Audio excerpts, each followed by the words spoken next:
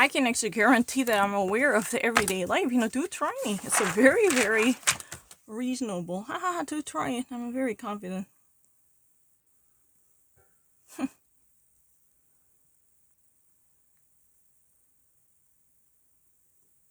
Seen that play out with the B117 variant and some of the other more transmissible variants. So, I get it. We're all tired and we don't want to go back to a world of restrictions.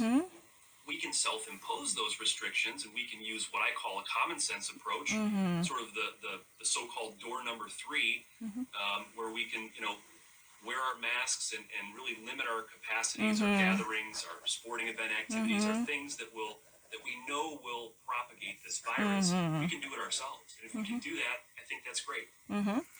So, what this doctor actually said in a very clear text, and in a clear message. Because normally wants to go back to the era of restrictions and lockdowns. It's been really gloomy because we cannot actually go on in this way because, that's eventually would create massive damage to our economy and the people could no longer go on in this way, right? That's a very obvious. And that means, of course, there are multiple variants like B117.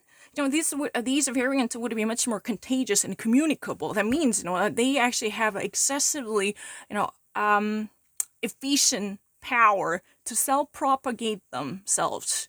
That means that this could actually, increase its contagious power to multiply viruses among agents, right? So it could be easily spread from one agent to another. That's what he said. But no one really wants to at least, go back to the phase of lockdowns, right? So we can actually probably think of it in this way. People could actually commit to common sense. If we rely on a sense of common understanding, we can at least, minimize the number of people gathering. Normally, if you actually throw a birthday party, you would like to, invite everyone. You'd like to bring your first cousin or second cousin, your best friends. Yay!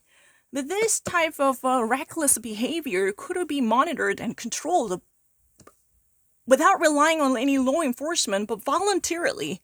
We can actually practice this type of a discretion just relying on our common sense and discretion and prudence. That means, we do not really need to think about any limitations imposed on us because of a public health or law enforcement agency. But we can actually do it by ourselves. Because, in this case, that we can at least be an agent of our health protection. That means that we do not really need to turn to other authorities. So we can actually minimize gathering, or we can actually skip any sports activities, or we can at least curb the number of people who might actually visit or drop by our houses. And this type of an organized plan could definitely help us to keep our neighborhood safe and secure. Think about it. If one household is free of a virus infection, by actually following all the restrictive rules voluntarily with a volition, and this could actually also affect the neighborhood doors, right? So this could actually be said the door number 3. That means that we do not really want to at least, live life at large by constantly gathering or hanging out with multiple people. Instead, we would like to be much more cautious about personal hygiene or even actually personal health by constantly checking up on the possibilities that could actually propagate the virus with efficiency. We can actually put a lid on the propagation of a virus by taking preventive measures all by ourselves. We do not really need to. At this moment, probably people are, aware of that our alerted saints can actually be the best defender for our community also. Because if we actually impose these rules on ourselves, by ourselves, on our own, then this could be very efficient to at least keep this, community safe. In a broader context, that's, how we probably get rid of coronavirus. It means we rely on our own self-understanding and common sense to at least crack down on the propagation and the dissemination of the virus by ourselves. In that way, we can actually gradually, keep our neighborhoods and counties and cities and states safe. Then eventually, then we are actually making a departure from the corona pandemic in that way, right? So it's very important because each and every one in this game matters. How we behave would eventually create a ripple effect across the nation. That's what he said. It's very easy. You know what? If you think about it, you're the one individual who actually practices this hand washing or social distancing and mask wearing, or even actually avoiding any crowd, or even actually, attend a church service online, or you actually decide to at least, stay away from any mass gatherings or partying or clubbing or anything that might actually involve additional risks for coronavirus propagation, then this type of self-awareness would eventually create such a reverberating effect. Each player in this game could carry the significant weight that would change the fate of our community. That's really the importance. We should all, we should all gather our sense of common understanding here. And the common sense matters so much. And that's what has been said. It's very easy.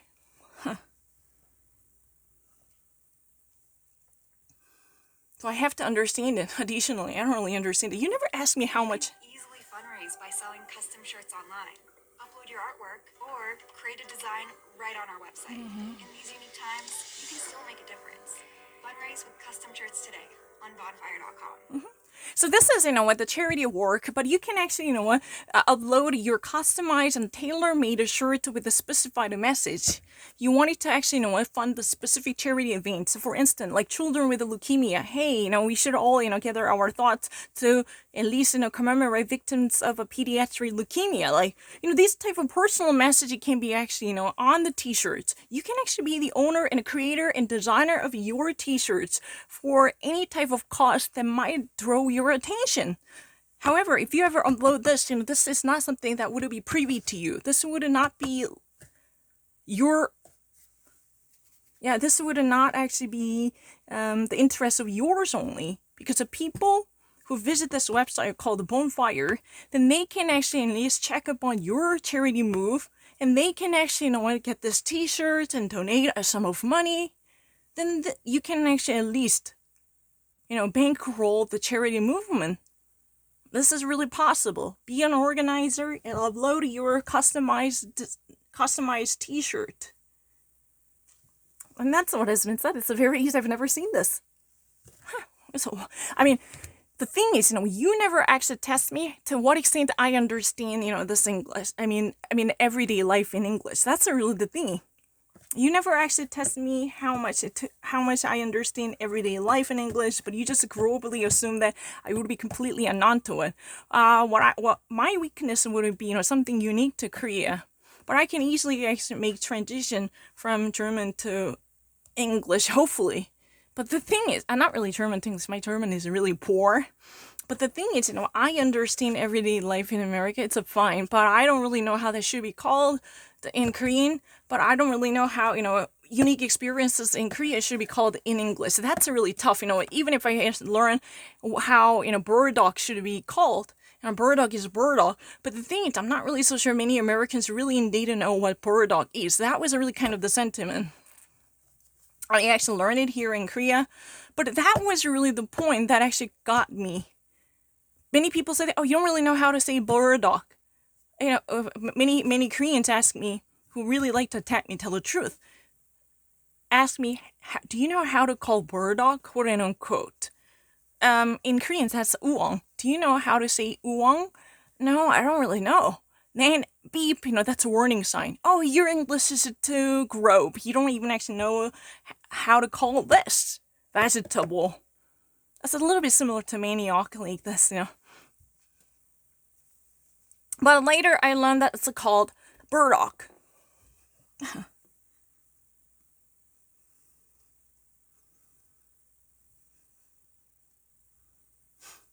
baseless claims. What's going on with Tom Hanks? So you guys just want me to explain everything today, huh? Dude, it's all suspicion. That's suspicion. How do you know that Tom Hanks is... How do you not know? You're Proving it reporting a negative. non-fact. Because you How do you don't prove know it the negative? information, you're saying it's But a fact that they're not? But neither do you. We're in an impasse then. Because we're literally the same thing. But neither do you. But you have him on your side. You're calling him a pedophile. Yes. But you don't know that for a How fact. did they get to that position of power? And we should mention we have reached out to Caviezel for comment. Look, why does this all matter, guys? Well, you can see it there. People are showing up on the street about this thing. You saw Comet Ping Pong Pizza, which was also the target of conspiracy theories. A gunman showing up a few years ago. So these crazy conspiracy theories have real consequences. Absolutely. They're so obviously just absolutely Flat out wrong. nuts, Donnie. They really just are. Why is it then they continue to circulate?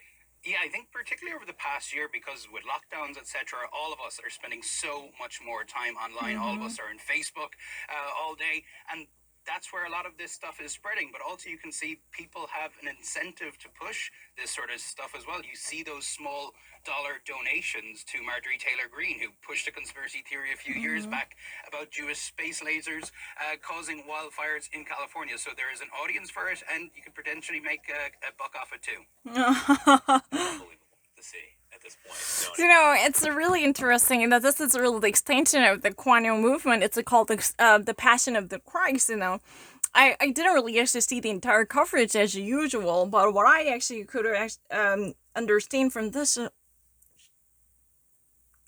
is like there's a conspiracy followers.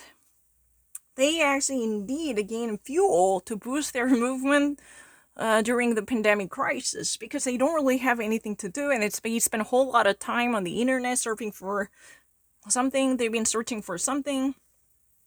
This type of surfing on the internet only actually provide a boost, right? That's really the booster shot for them. So you know what, the Donnie Sullivan was actually facing one guy, his name is Caviezel or something like that, and he was actually being asked, why would you actually assume that Tom Hanks would be involved with a kidnapping or child prostitution, and why would you actually say that he's a pedophile?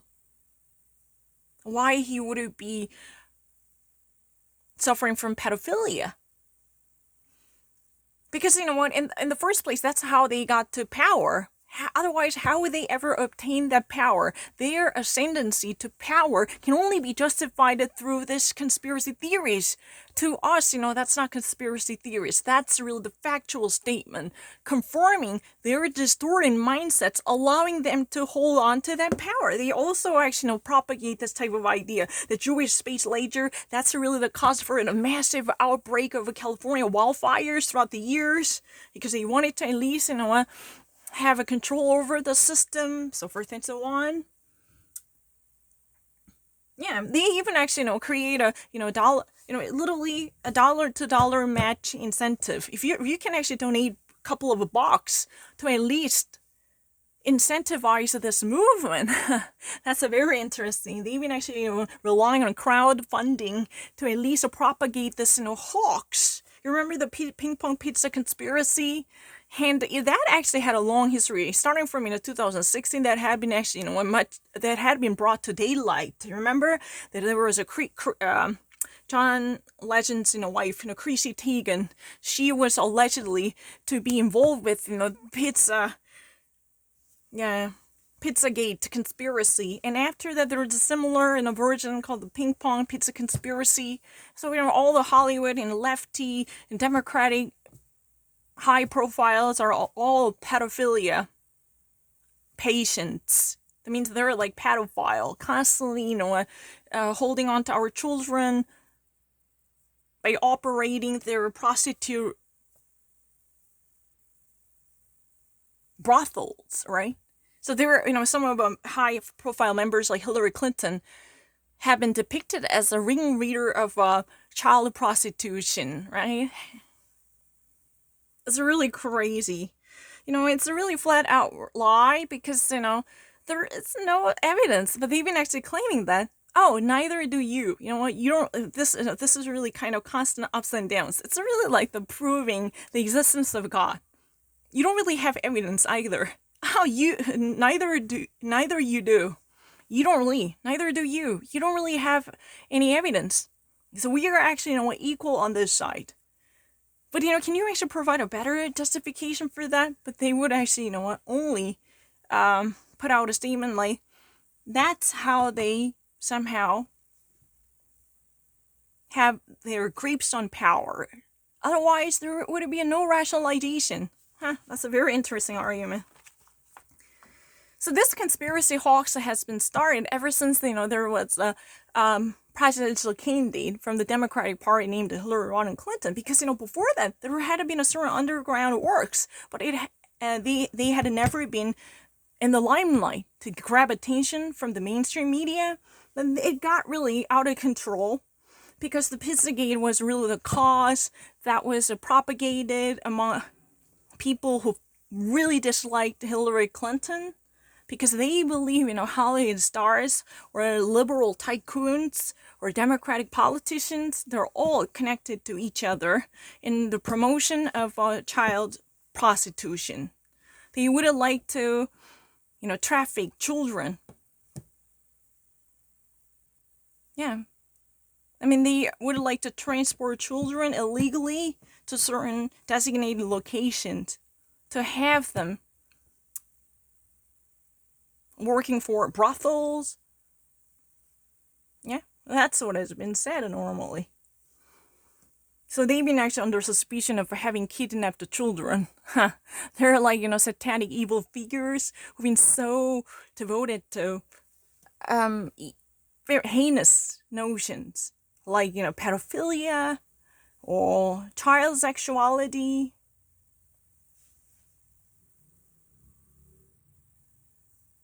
And these people were somehow very much stirred up by the recent justification inside the Congress. Because Republican Representative Marjorie Greene Taylor, who actually at some point literally endorsed the Kwanyong, she really did not hesitate to embrace the very controversial and fraudulent argument from the Kwanyong. Yeah, she really did it. I remember that Marjorie Greene Taylor, the very person who, at least, according to CNN, she actually retracted her desire to launch for the America First caucus. But MSNBC yesterday said she denies this revocation. So I'm not really so sure which side is more authoritative. I don't know. But I really actually checked the both channels. There were some conflicting ideas. Because, CNN said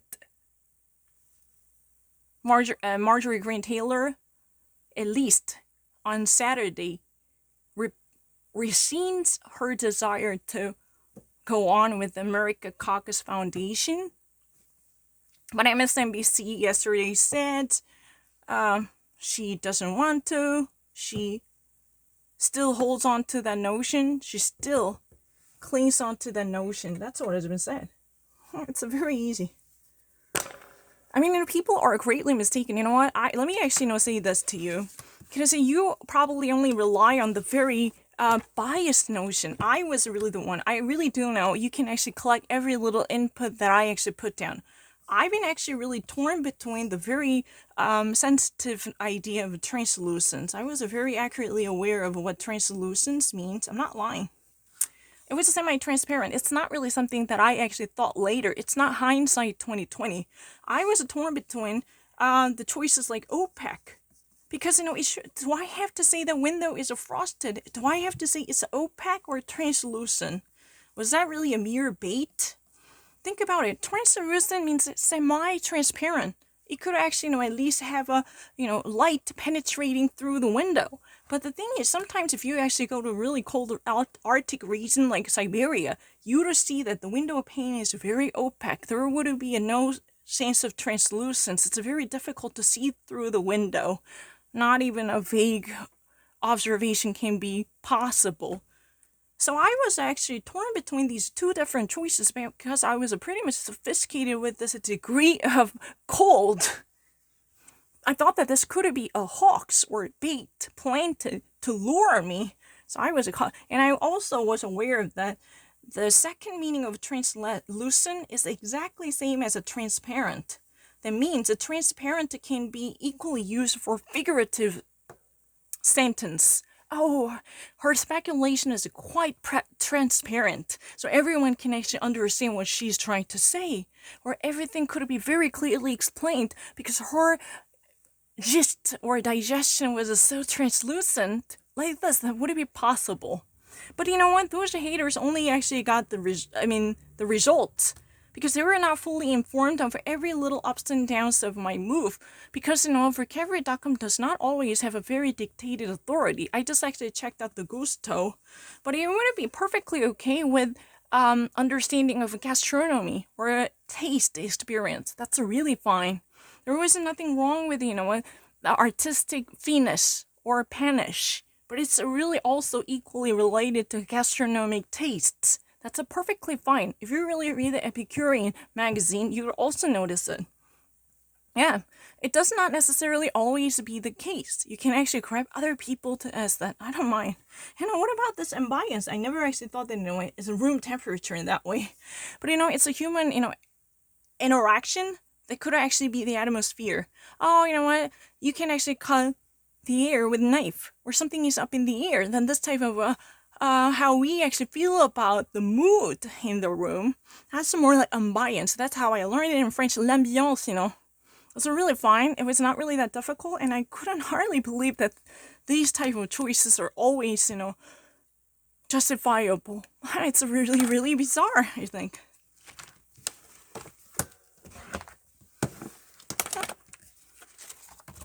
I'm really sorry, but I really think, I can understand better. On every other issue, I really think, I would never be beaten by your contestant like Chang Yun-jung. It's really impossible. Especially the Laura Cott one. I never even actually watched this, segment ahead of time as a runner-up. No, I didn't. I didn't watch it. But I still actually got her message.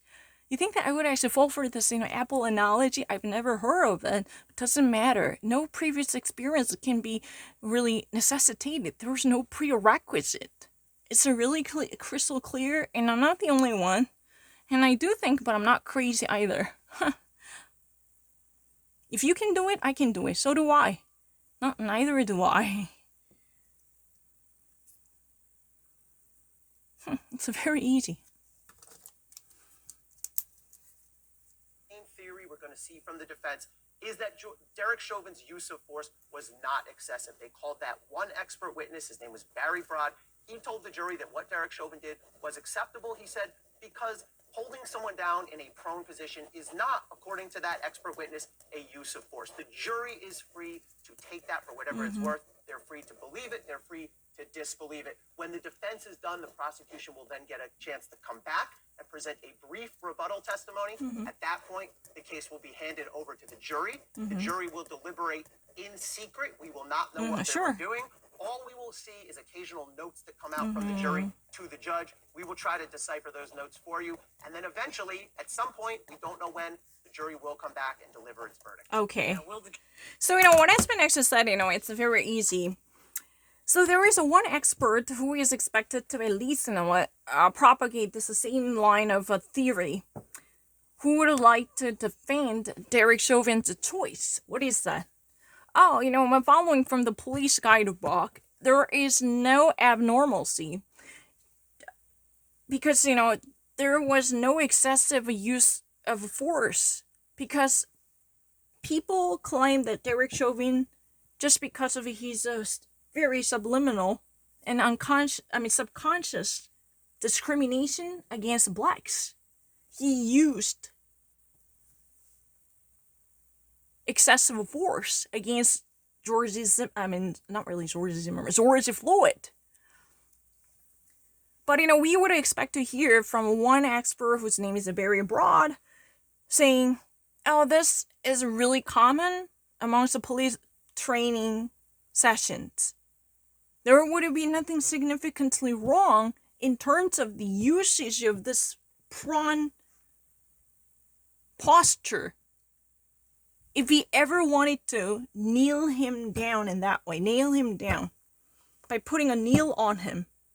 This is really the prong posture. And there was nothing abnormal because this has been the convention perfectly compatible with the police code of conduct because of the consequence. Despite all the compliance with the rules dictated in the police guideline, Derek Chauvin is being discriminated. Reversely, that kind of argument can be expected. Let me explain it once more. Derek Chauvin's uses of excessive power could be easily defended. There is one expert who would, if during this final argument, be expected to come out and sell this theory with a passion, because that has been the consistent defense mechanism by Derek Chauvin's team, saying that there was no brutality unusual. George Floyd was not the person who was mistreated because of the pre-existing conditions. The actual circumstances got out of control. However, if you ever just simply focus on what Derek Chauvin had done to George Floyd, by focusing on this, zooming on this event alone, out of context, please do not actually mention the fact that he died after this. Maybe there could be multiple factors that completely intensify the circumstances and exacerbated the situation. Let's try to actually, leave aside from that scene and to think about what simply Derek Chauvin had done to George Floyd. Then this type of chokehold, this type of prawn posture could possibly be just really in compliance with the police training book. That's what police are supposed to do. And this type of argument can be expected. And there will be one, expert who would come out to at least, appeal to the jury for one last time. His name is Barry Broad. And then after that, the jury will actually, go to the secret chamber for their final deliberation, right? This final deliberation is really the jury as a whole team is weighing pros and cons before they would reach a verdict, reach a conclusion. Before they deliver this verdict, they would actually get their internal session to think hard about the verdict. And this verdict will be delivered to the judge, and judge will hammer it out, right? But the thing is that we can never actually even estimate how long this would last, right? There is no, guarantee for the timetable because, everything can happen. It could go, it could go into any direction. It's anybody's guessing. Your guess is as good as mine, I can say that. Yeah, your guess is as good as mine. But you know what? While this is happening, while jury deliberation is underway, there will be occasional notes coming out of the room to be delivered to the judge in the bench. So, these type of notes can be shared with the journalists or even actually, the clerks inside the room. So, probably the press could actually obtain a chance to look into what's happening. So we could probably actually get a preview of this verdict, right? By predicting the shape of things to come. So, when we actually obtain this occasional note, so there will be additional analysis by, certain legal analysts like Gary Honey or other people, right? So we could probably at least, speculate what the possible outcome might be based upon this occasional notes. Because throughout this, jury deliberation underway, there will be, certain leaks because these, notes are to be delivered or handed out to the judge in the bench. In between, journalists could possibly, again, a sneak preview of the things to come, right? Because we can at least, make, reasonable guessing based upon the notes composed by jurors, right? That these jurors are gonna actually be in the chamber to at least, think hard about the verdict before they would actually reach a conclusion. There will be, a sneak previews that were coming out of the room in the form of notes. These notes are going to be gathered and presented to the judge. This is really one way of communicating between the judge and the jury, as far as I know. So, we probably actually get any sense of what's happening, right? But that's really all we can guarantee.